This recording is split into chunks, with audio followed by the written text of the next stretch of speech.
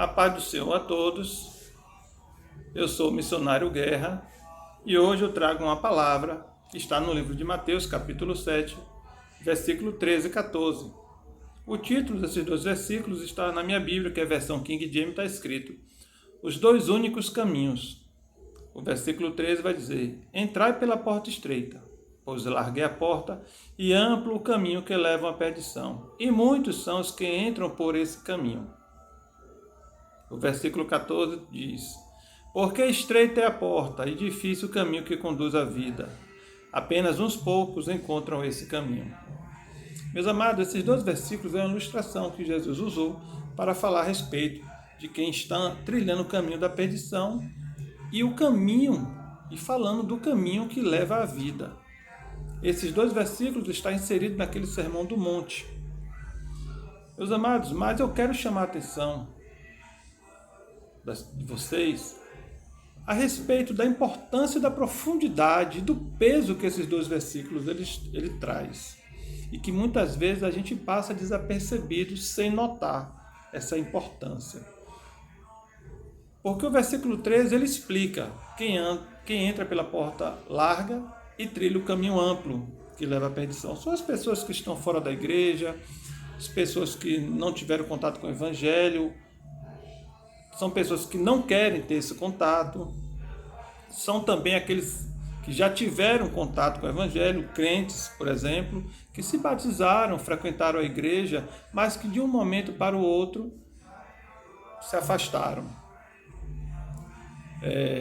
A palavra também de Deus, a Bíblia, ela nos relata a respeito disso, lembrando da esposa de Ló, que quando a cidade ia ser destruída, ela teve a oportunidade de se salvar, mas olhou para trás, lamentando perder a vida que ela tinha naquela cidade, que era uma vida em uma cidade que desagradava a Deus devido a todo o pecado que lá existia. E ela teve saudade, lamentou perder aquilo, e olhou para trás, e a história nos conta que ela virou estátua de sal. Mas o que me chama a atenção é o versículo 14, porque ele diz: Porque estreita é a porta e difícil o caminho que conduz à vida. Apenas uns poucos encontram esse caminho. Meus amados, quem é que entra pela porta estreita? Não é aquele pessoal que a gente já falou, que está lá fora perdido. Quem entra pela porta estreita é a igreja. São as pessoas, a congregação, são os crentes que aceitaram Jesus como Senhor e Salvador, que se batizaram nas águas, nasceram do Espírito e hoje estão trabalhando para o reino dos céus. Estas são as pessoas que entram pela porta estreita. Mas o que chama a atenção, de fato, é o aviso que termina este versículo, que diz: apenas uns poucos encontram esse caminho. Quer dizer, a igreja ela vai entrar pela porta estreita. Já é difícil, porque a gente conseguir ser alcançado pelo Espírito Santo não é fácil. Não porque o Espírito Santo é fraco ou algo parecido. Não é por isso. Porque o Espírito Santo ele não vai forçar a nossa conversão. Ele vem, ele vai conversar com cada um de nós. E aquele que tiver um coração aquebrantado, esse vai se render aos pés de Cristo e aceitar o Senhor Jesus como Senhor e Salvador. Mas vai ter pessoas que vão ouvir essa palavra e vai rejeitar. É como a palavra do semeador, que semeou a boa semente, mas uma caiu em terreno rochoso, uma caiu em terreno espinhoso, mas uma caiu em bom solo e essa deu frutos. Mas a que caiu em terreno rochoso, em terreno espinhoso, essa não vingou. E é o que acontece. A palavra ela é semeada. Os pregadores estão aí nas igrejas pregando a palavra. Os missionários estão pelas ruas levando a palavra, entregando folheto. São aquelas pessoas que muitas vezes a gente passa na rua, as pessoas passam na rua, vê pregando e chama de louco. Mas ele está semeando a palavra. Aquela palavra não vai fazer efeito em 100% das pessoas que passam por ele. Talvez não faça efeito hoje, não faça efeito amanhã, mas depois de amanhã, pelo menos uma pessoa vai ouvir e vai sentir no seu coração o desejo de conhecer o Evangelho, de se aproximar de Cristo e de se render aos pés dele, aceitar como seu Salvador, se batizar e nascer do Espírito. Mas a palavra diz que poucos vão encontrar esse caminho. Ou seja, a igreja já entrou pela porta estreita, mas agora tem que trilhar o caminho difícil. E aí é que é a questão. Muitos vão trilhar esse caminho difícil, mas vão se perder. Vão se perder neste caminho. Meus amados, para que a gente entenda quem vai se salvar, porque poucos vão. E aí eu fiquei meditando nesta palavra e eu me perguntei também ao Espírito Santo, quantas pessoas vão se salvar? Essa pergunta Pedro fez a Jesus. É uma curiosidade que nós temos. Mas a Bíblia, o texto aqui não fala, ele só diz que poucos vão se salvar. Mas a Bíblia, ela nos dá pistas. Se a gente olhar para o texto de Noé, a gente vai perceber que aquele povo daquela época estava ofendendo a Deus com seus atos, estavam ofendendo a Deus com as suas ações, o seu modo de viver. O texto de Noé vai nos dizer que Deus estava desagradado com aquelas pessoas. E ele só achou Noé. Ele só achou graça em Noé e misericórdia. Então ele ordena a Noé que construa uma arca porque ele vai derramar a taça do juízo sobre a terra. Através de quê? Do dilúvio. Algo que ninguém nunca tinha visto. Inclusive naquela época ainda não tinha nem chovido.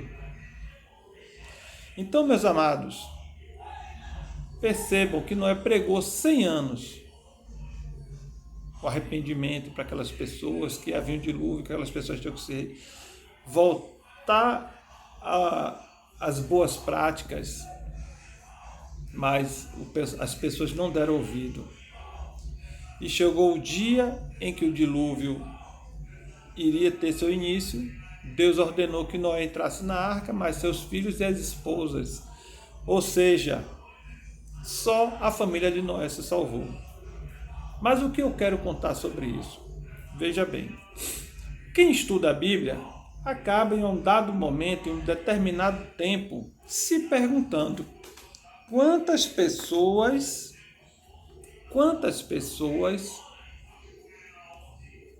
pereceram naquele dilúvio. Eram muitas, eram poucas. Então vamos aqui. A Bíblia não diz, mas as pessoas, o homem é um ser curioso e algumas pessoas que são da área da ciência, os matemáticos, fizeram um cálculo aproximado. Não é nada definitivo, não é somente uma projeção do que poderia ser a quantidade de pessoas daquela época. Então, verificando a genealogia de Adão até Noé, o tempo de vida daquelas pessoas, eles fizeram um cálculo aproximado, uma estatística, assim dizer, a respeito de quantas pessoas poderiam existir no tempo do dilúvio, de acordo com a genealogia, o tempo de vida, a expectativa de filhos que aquelas pessoas poderiam ter. Foi feito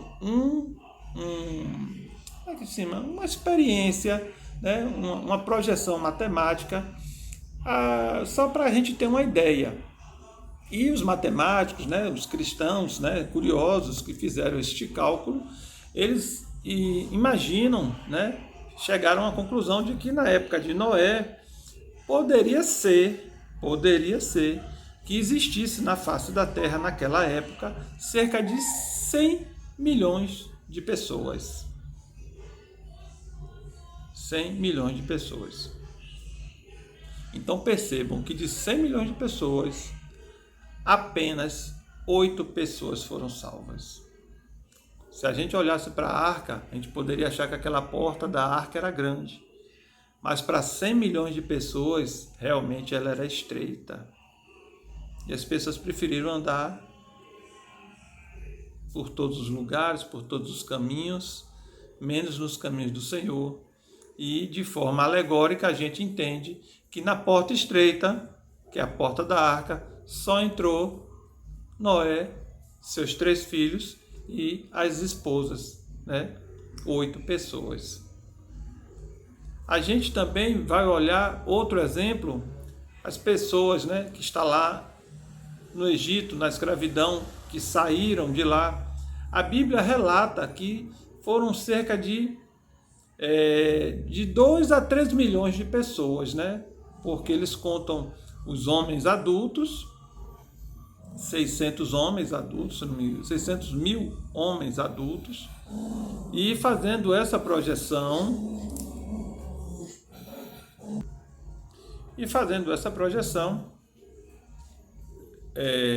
600 homens adultos, mas também tinham as mulheres e os filhos, que pode-se chegar entre 2 milhões a 3 milhões de pessoas saindo do Egito, da escravidão do Egito. Então, a gente entende o seguinte, que Deus ele não trabalha com a quantidade, Deus ele trabalha com qualidade. Daquelas pessoas que saíram do Egito, cerca de 2 milhões a 3 milhões no total, apenas 2 pessoas puderam entrar na terra prometida, Josué e Caleb. Por quê? Só Josué e Caleb tiveram a autorização de entrar na terra prometida, devido à situação dos 12 espias que foi mandado para espiar Canaã. Quando retornaram, 10 já demonstraram medo, disseram que a terra era até boa, manava leite e mel, mas que lá existiam gigantes, eles não teriam como vencer aquele povo terrível e mau e poderoso. Somente Josué e Caleb mantiveram a fé, porque se Deus tirou eles do Egito, com a mão forte, demonstrando a sua força, com as 10 pragas que lançaram sobre o Egito, a terra do Egito, e eles foram libertos, como é que eles não iriam vencer a terra de Canaã com aquele povo que estava lá? Se Deus estivesse com eles, nada poderia acontecer de mal. Na verdade, quando Deus promete, Ele garante. Então percebam que aquelas pessoas que murmuraram no deserto, aqueles que fizeram o bezerro de ouro, murmuraram a respeito da comida e também fraquejaram com medo do povo de Canaã, esse pessoal, Deus disse que iria tombar no deserto. E se passou 40 anos até que o último homem desse decreto de Deus tivesse tombado. Só então puderam acessar a terra do Egito, a terra de Canaã. Então percebam que Deus ele lança o seu juízo sobre as pessoas, sobre o homem, sobre a humanidade. Aquelas pessoas que não andam nos seus caminhos, que não andam na sua obediência, ele lança fora. Deus é mau? Não, Deus não é mau. Deus ele é o Criador. E toda a criação que não serve para o seu propósito tem que ser lançado fora. Se eu e você criar um carro e esse carro não andar, a gente vai fazer o quê? Descartar. Se eu e você criar algum aparelho que é para fazer determinada tarefa, esse aparelho ele não cumpre essa tarefa, a gente vai descartar. Não é verdade? É desse jeito. E Deus é dessa forma. Deus não é um pai de filho mimado. Deus não é um pai que faz tudo que o filho quer. Não. Deus é um pai, mas antes de tudo, ele é um rei.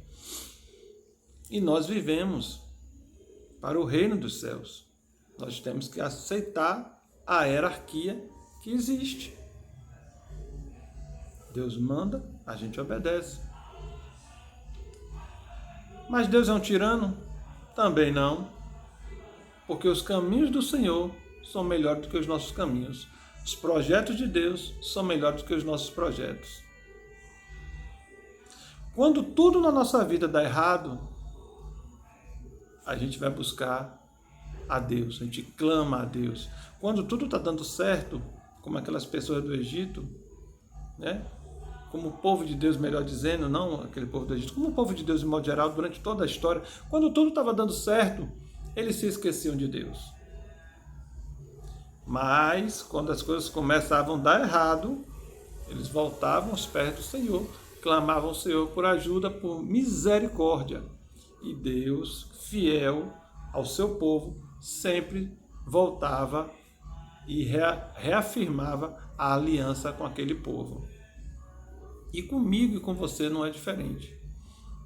Nós temos uma tendência mal, que é do homem. Quando tudo está bem, a gente ora menos, a gente busca menos, a gente congrega menos. Mas quando tudo está mal, a gente corre, faz campanha, está todo dia na igreja, está todo dia de joelho, orando, clamando, pedindo a Deus, 24 horas em conversa com o Espírito Santo o tempo todo. É desse jeito. E a gente sabe que é assim. A gente sabe que é desse jeito. Meus amados, percebam que Deus, ele, em um determinado momento no deserto, ele olhou para Moisés e disse: Moisés, eu vou matar esse povo todo. Imagine, 3 milhões de pessoas. Aí ele falou: agora o povo todo, 3 milhões de pessoas, e vou fazer de ti uma nova nação. Mas Moisés era um homem temente a Deus, mas ele tinha muita bondade no coração. Moisés foi um grande pastor.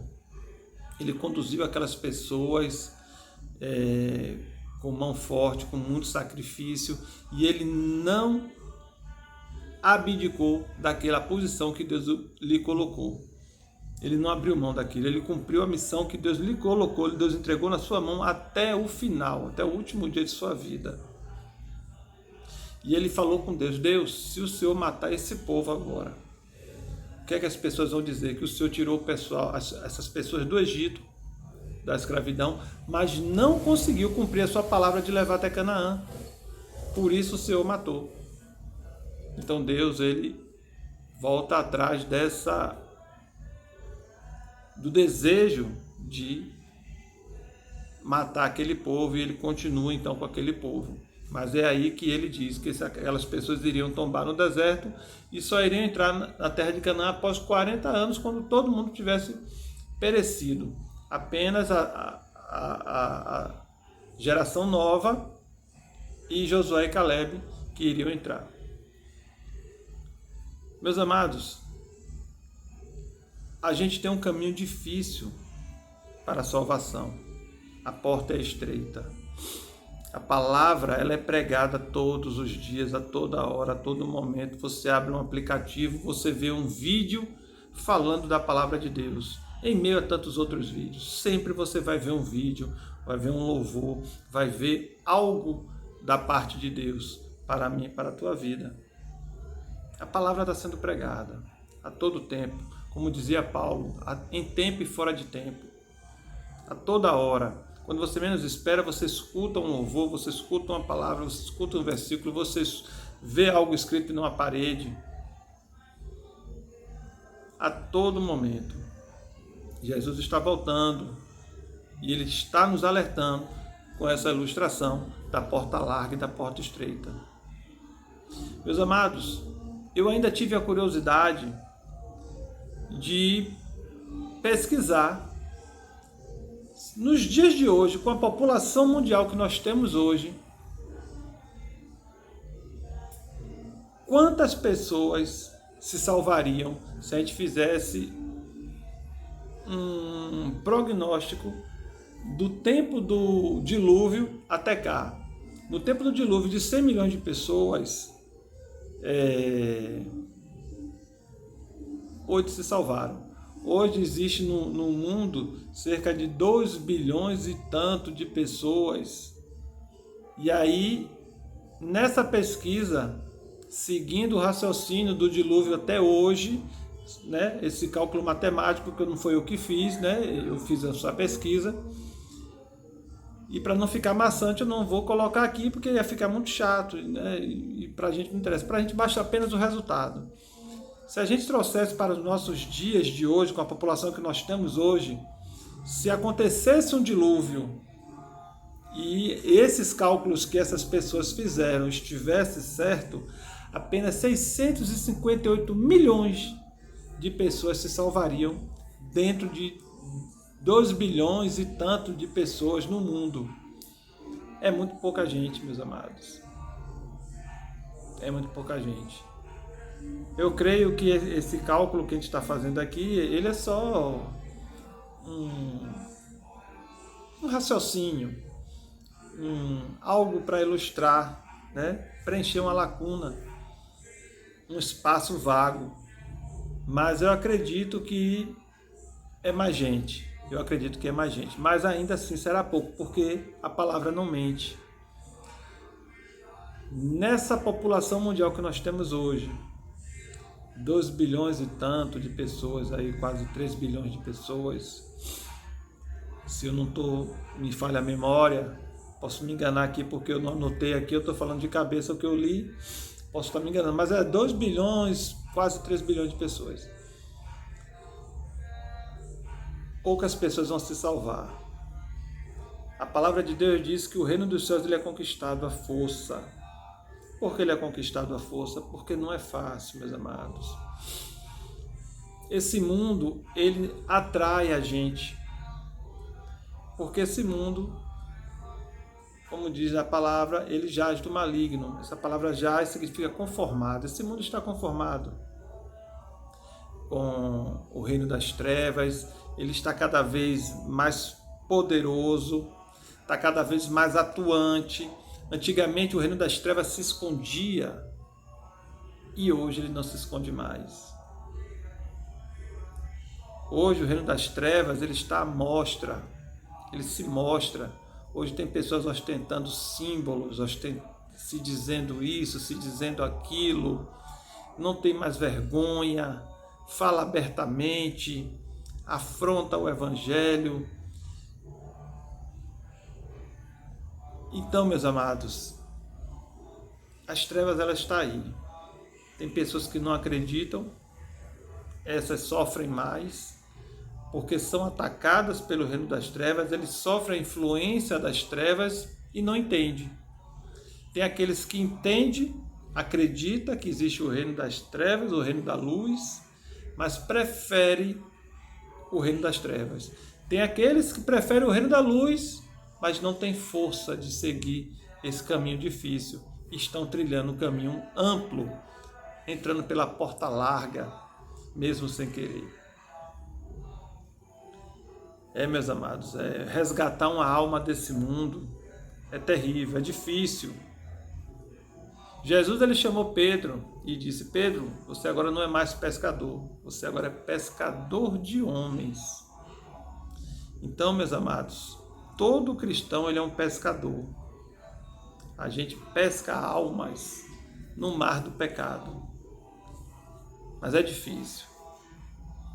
Se não for Jesus na minha e na tua vida, a gente não vai ter a pesca maravilhosa como Pedro teve. Pedro pescou a noite toda e nada pegou.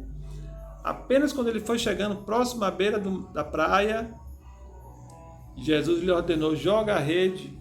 E ele pegou e encheu a rede, tanto que quase o barco afunda de tanto peixe. Mas ainda assim, muitas almas vão perecer no grande dia, no dia do julgamento, quando Jesus voltar. E quando Jesus voltar, ele não volta mais para perdoar, ele só volta agora para dar a sentença. Jesus volta para o julgamento.